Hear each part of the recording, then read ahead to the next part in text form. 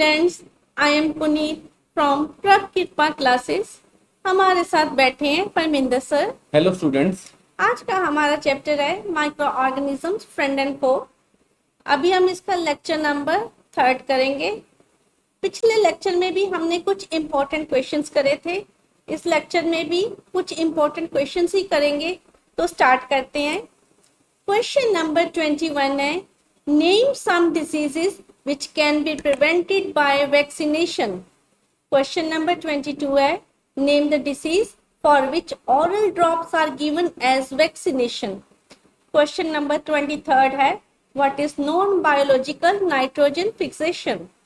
Question number 24 है, what are biological nitrogen fixers. Question number 25 है, what are communicable diseases. Question number 26 है, name two carrier of disease causing microbes. Next है, how are cholera and typhoid transmitted. Next है, which microorganism causes foot and mouth disease of cattle. Next है, name one plant disease caused by bacteria and its mode of transmission. Next है, what is meant by food poisoning. Next है, what are preservatives. Next है, how are pickles preserved. Question number 33 है, name 3 habitats of microorganisms. Question number 34 है, what is a vaccine. Why is it important to vaccinate small children. Next है, give full form of ORS. Next है, what is vaccination. Question number 37 है, how are viruses different from other microorganisms. Next है, why do we use oil and vinegar to preserve vegetables and fruits. Next है, can you store pickles in iron containers. Why. Next है, why ORS should be given to the patient suffering from cholera. Next है, how can we control the spread of malaria or dengue. और next है, why are viruses considered to be on the borderline between living organisms and non-living things. तो start करते हैं। Question number 21, name some diseases which can be prevented by vaccination. Answer, hepatitis A, hepatitis B, influenza, mumps और measles. अब आपके सामने question है कि कुछ डिसीजेस के नाम बताइए जो वैक्सीनेशन के द्वारा प्रिवेंट की जा सकती हैं। ये आपके सामने एक चार्ट दिया हुआ है जिसमें बहुत सी डिसीजेस के नाम दिए हुए हैं, जैसे influenza, hepatitis A, hepatitis B, rotavirus, mumps. ठीक है, तो नेक्स्ट क्वेश्चन है, name the disease for which oral drops are given as vaccination. Answer है पोलियो। हमने अब क्वेश्चन करना है कि उस डिसीज का नाम बताइए जिसमें वैक्सीनेशन के लिए ओरल ड्रॉप्स दिए जाते हैं, और आंसर है पोलियो। आपने टीवी में बहुत सी एड्स देखी होंगी जिसमें बच्चों को पोलियो की ड्रॉप्स पिलाई जाती हैं। क्वेश्चन नंबर 23 है, what is non biological nitrogen fixation. Answer, nitrogen can be fixed by lightning that converts nitrogen and oxygen into nitrogen oxides may react with water or rainwater to make nitrous acid or nitric acid which seeps into the soil where it makes nitrates which is of use to plants. अब हमारे सामने question है कि non biological nitrogen fixation किसे कहते हैं। पहले हम समझ लें कि नाइट्रोजन फिक्सेशन क्या है। जब हम किसी भी सॉइल में एक के बाद एक फसल को ग्रो करते रहते हैं तो इससे क्या होता है कि हमारी सॉइल में, हमारे फार्म्स में नाइट्रोजन की कमी हो जाती है। इस नाइट्रोजन की कमी को पूरा करने के लिए जहाँ तो हम कई साधन होते हैं। एक तो है, ये देखते हैं हम, ये नाइट्रोजन फिक्सेशन। ठीक है, ये नॉन बायोलॉजिकल भी हो सकती है और बायोलॉजिकल रूप से भी हो सकती है।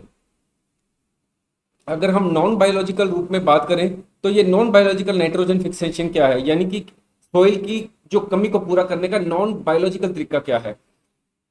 हम आकाश में जब रेन होती है तो हम आमतौर पर थंडरस्टॉर्म देखते हैं, लाइटनिंग देखते हैं। तो इस लाइटनिंग से जो आकाश में रेन के समय में बिजली होती है, उससे क्या होता है, जो आकाश में नाइट्रोजन और ऑक्सीजन होती है वो आपस में मिलकर नाइट्रोजन ऑक्साइड बना लेते हैं, ठीक है। और ये नाइट्रोजन ऑक्साइड बाद में वाटर या रेन वाटर से मिलकर नाइट्रस एसिड या नाइट्रिक एसिड बनाती है।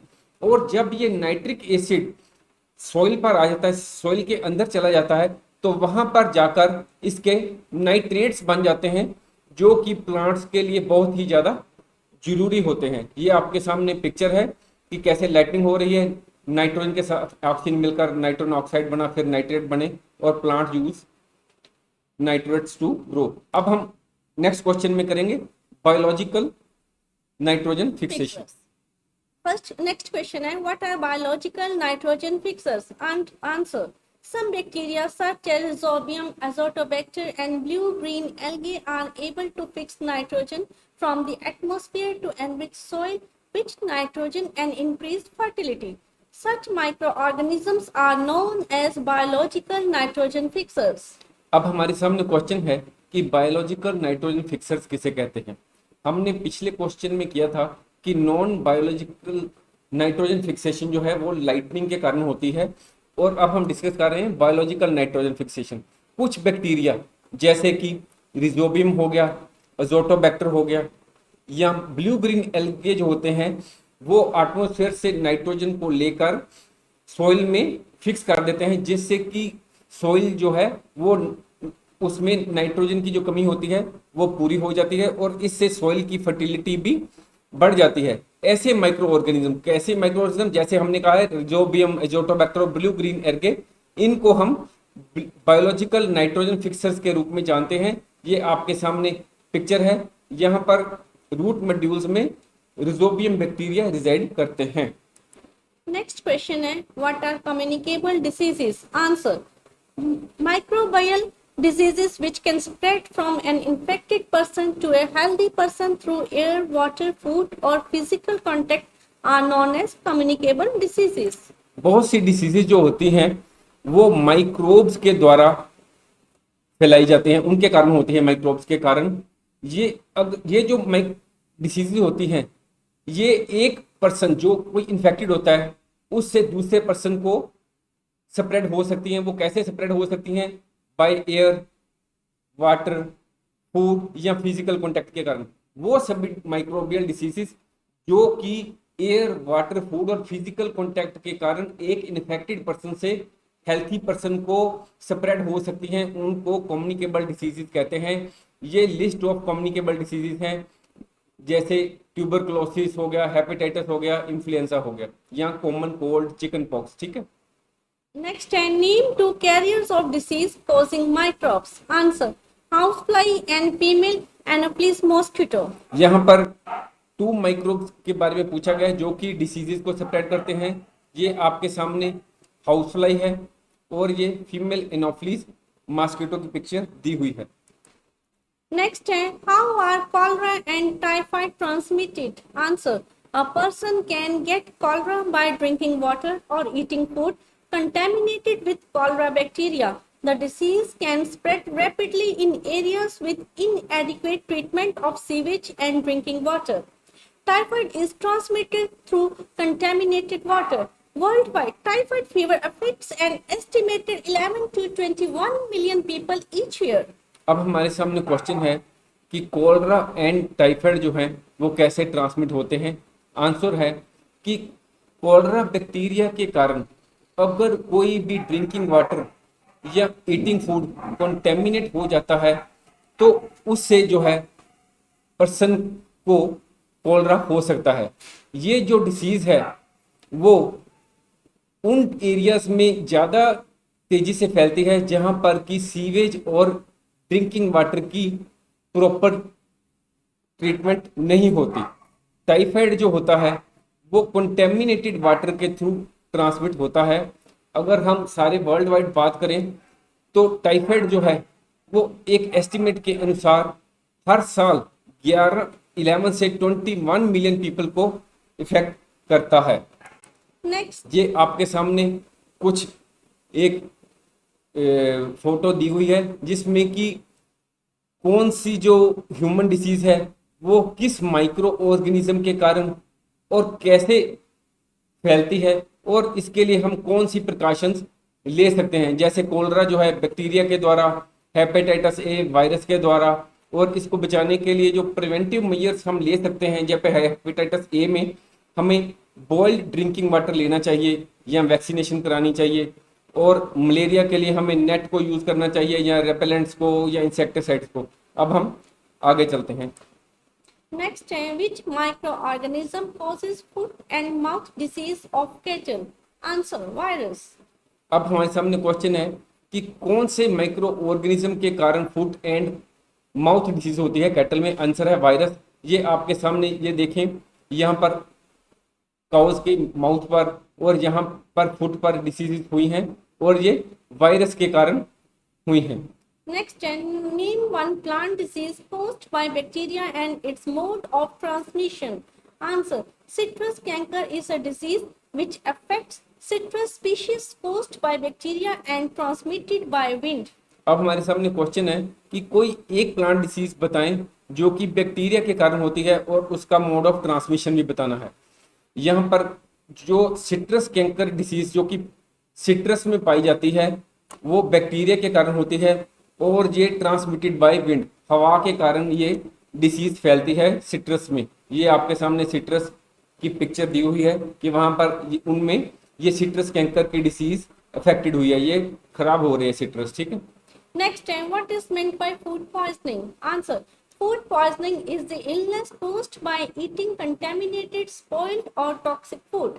फूड पॉइजनिंग एक इलनेस है जो कि कंटेमिनेटेड फूड या स्पॉइल्ड या टॉक्सिक फूड को खाने से होती है। Next, what are preservatives? Answer, a preservative is a substance or a chemical that is added to products such as food products, pharmaceutical drugs, paints, wood, etc. to prevent them from spoiling. Naturally occurring preservatives are salt, spices and honey. Some preservatives are synthetically manufactured, for example, sodium benzoate, sodium nitrate, etc. अब हमारे सामने question है कि preservatives किसे कहते हैं। आमतौर पर तो हमें यही पता है कि अगर हम किचन में हमारी मदर कोई अचार वगैरह डालते हैं तो उसमें प्रिजर्वेटिव डाले जाते हैं, पर ये जो प्रिजर्वेटिव होते हैं ये सिर्फ घर में किचन में ही यूज नहीं होते। ये प्रिजर्वेटिव बहुत से और भी चीज़ों जैसे कि फार्मास्यूटिकल ड्रग्स में, पेंट्स में, वुड में, इन सब में भी प्रिजर्वेटिव्स कई बार यूज किए जाते हैं। ये क्यों यूज किए जाते हैं? ये एक सब्सटेंस होता है या केमिकल होता है जो फूड प्रोडक्ट्स या और दूसरी चीज़ों जैसे कि बताया गया उनमें यूज होता है to prevent them from spoiling, ताकि वो चीज़ें जो हैं वो खराब ना हो सकें। जो नेचर में पाए जाते हैं प्रिजर्वेटिव, उनकी एग्जांपल्स हैं साल्ट, कॉमन साल्ट हो गया जो घरों में आम स्पाइसेस हम देखते हैं, मसाले वगैरह, और शहद हो गया। कुछ प्रिजर्वेटिव जो होते हैं उनको सिंथेटिकली मैन्युफैक्चर किया जाता है, यानी कि वो जो प्रिजर्वेटिव्स होते हैं वो मैन मेड होते हैं। उनकी एग्जांपल है सोडियम बेंजोएट और सोडियम नाइट्रेट। Next question है, how are pickles preserved? Answer, pickles are often preserved by oil and vinegar. यहाँ क्वेश्चन है कि अचार को कैसे प्रिजर्व किया जाता है। अचार को ऑयल से या विनेगर से प्रिजर्व करते हैं। आमतौर पर अगर नॉर्थ इंडिया में हम बात करें तो मस्टर्ड ऑयल वगैरह यूज होता है, और अगर साउथ की बात करें वहां पर तिल का तेल यूज होता है। Next, name 3 habitats of microorganisms. Answer, microorganisms are present in soil, water, air and inside the body of animals. यहाँ पर हमने ये बताना है कि माइक्रो ऑर्गेनिज्म के थ्री हैबिटेट्स कौन से हैं। थ्री हैबिटेट्स का मतलब है कि वो कहाँ पर रहते हैं माइक्रो ऑर्गेनिज्म। माइक्रो ऑर्गेनिज्म जो होते हैं वो सॉइल में होते हैं, वाटर में होते हैं, एयर में होते हैं, और यहाँ तक कि एनिमल्स की बॉडी में भी पाए जाते हैं, यहाँ तक कि मनुष्य के शरीर में भी पाए जाते हैं। Next, what is a vaccine? Why is it important to vaccinate small children? Answer, vaccine is prepared from weak or dead disease causing microbe.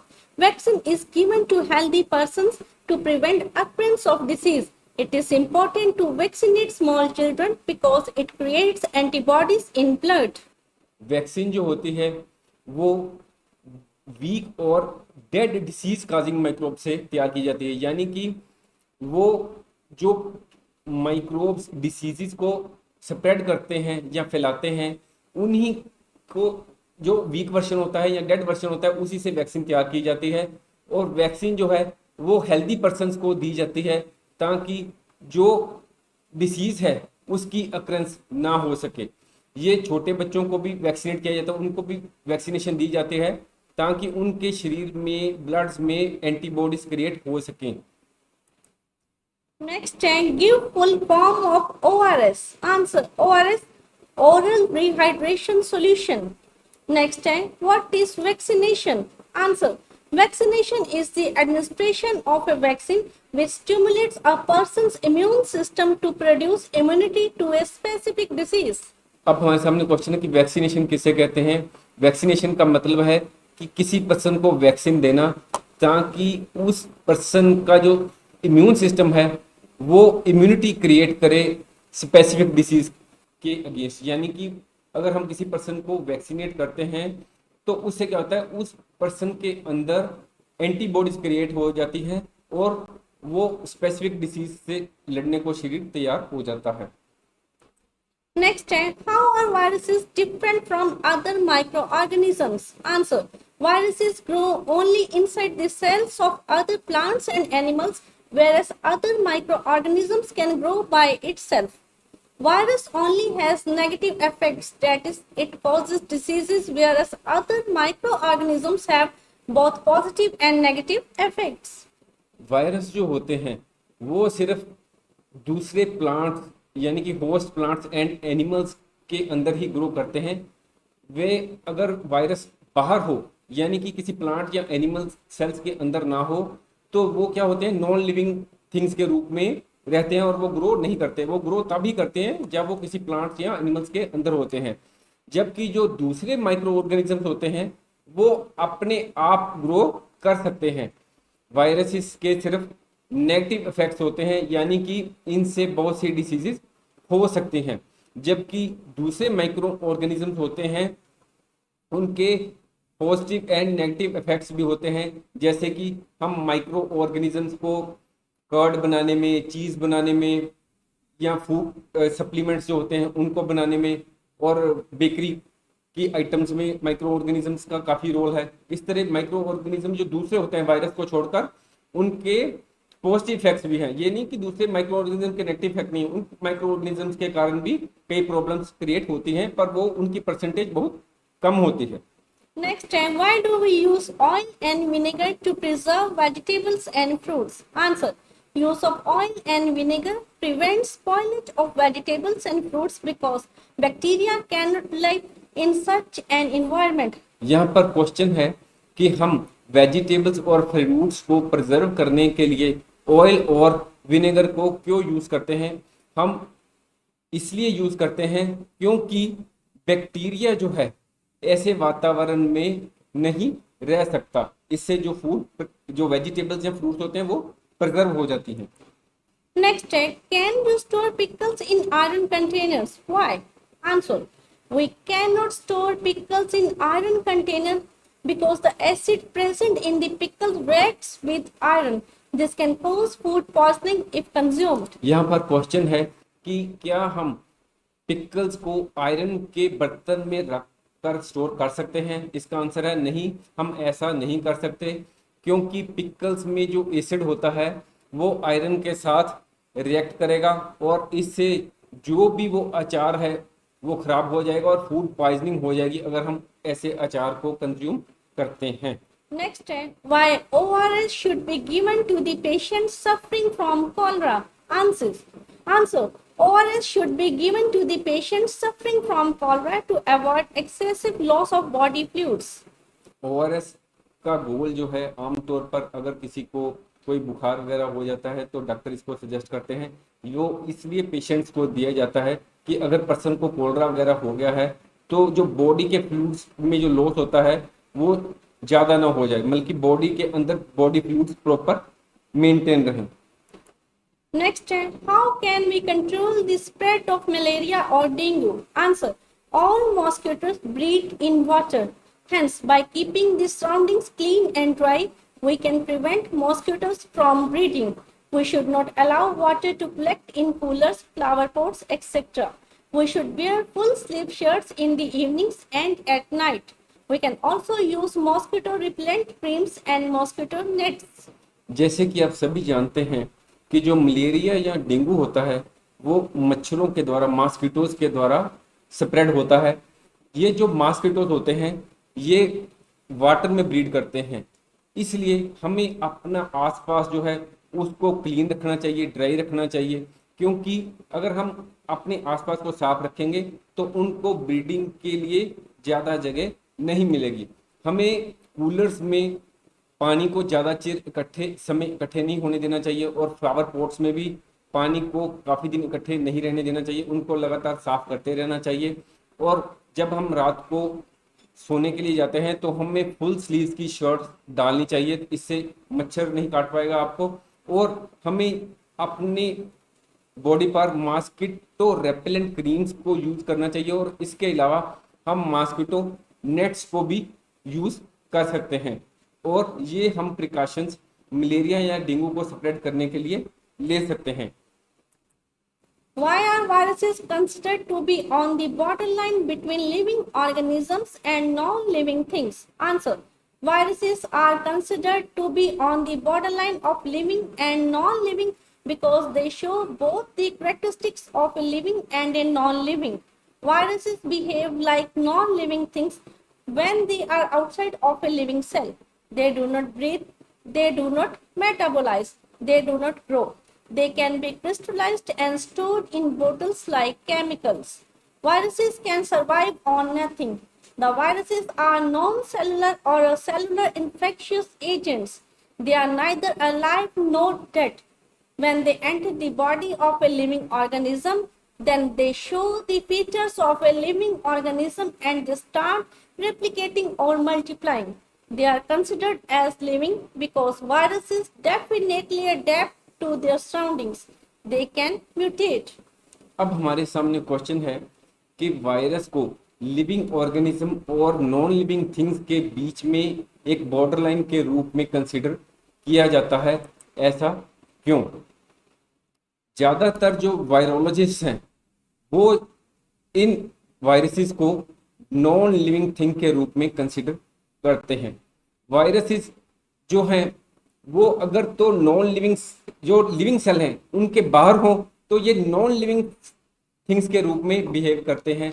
जैसे हो सकता है आप सीढ़ियाँ उतरें तो सीढ़ी की जो बाजू है उस पर हो, जहाँ डोर है डोर के क्लोजर पर हो, किसी भी जगह पर ये रिजाइड कर सकते हैं। वो उस समय नॉन लिविंग के रूप में बिहेव करते हैं। वो ब्रीथ नहीं करते, सांस नहीं लेते, मेटाबोलाइज नहीं करते, वो ग्रो भी नहीं करते। उनको केमिकल्स की तरह क्रिस्टलाइज करके स्टोर भी किया जा सकता है, और इनको जीवित रहने के लिए किसी चीज की आवश्यकता नहीं होती। वो नॉन सेलुलर इन्फेक्शियस एजेंट्स होते हैं। वो जो वायरस होते हैं ये ना तो जीवित होते हैं और ना ही ये डेड होते हैं। जब ये किसी लिविंग ऑर्गेनिज्म की बॉडी में एंटर कर जाते हैं तो ये लिविंग ऑर्गेनिज्म के फीचर शो करना शुरू कर देते हैं, और ये रेप्लिकेट और मल्टीप्लाई करना शुरू कर जाते हैं। हम इनको लिविंग के रूप में कंसिडर भी कर सकते हैं, क्योंकि ये अपने सराउंडिंग्स के अनुकूल अडाप्ट करते हैं। वो मुटेट भी कर सकते हैं। जैसे आप जानते हैं कि आजकल कोरोना वायरस फैला हुआ है, और ये जो है वो लगातार अपनी उसकी मुटेशन हो रही, वो एटमॉस्फेयर के अनुसार, एनवायरनमेंट के अनुसार वो अपनी जो है सारा सिस्टम जो है वो अपना बदल रहा है, वो अपने आप को अडॉप्ट कर रहा है सराउंडिंग्स के अनुसार। इसलिए हमें कोरोना वायरस से लड़ने में भी मुश्किल आ रही है। मुटेशन क्या होती है? मुटेशन होती है कि ऑर्गेनिज्म के डीएनए में चेंज हो जाती है। ये जो कोरोना वायरस है वो अपने डीएनए में चेंज करता जा रहा है, और वायरसेस की स्टडी को भी ये आपकी नॉलेज होनी चाहिए, उसको वायरोलॉजी कहते हैं। और जो एक्सपर्ट्स इन वायरसेस की स्टडी करते हैं उनको वायरोलॉजिस्ट कहते हैं। If you like our video, please like, share and subscribe our channel. Thank you. Thank you.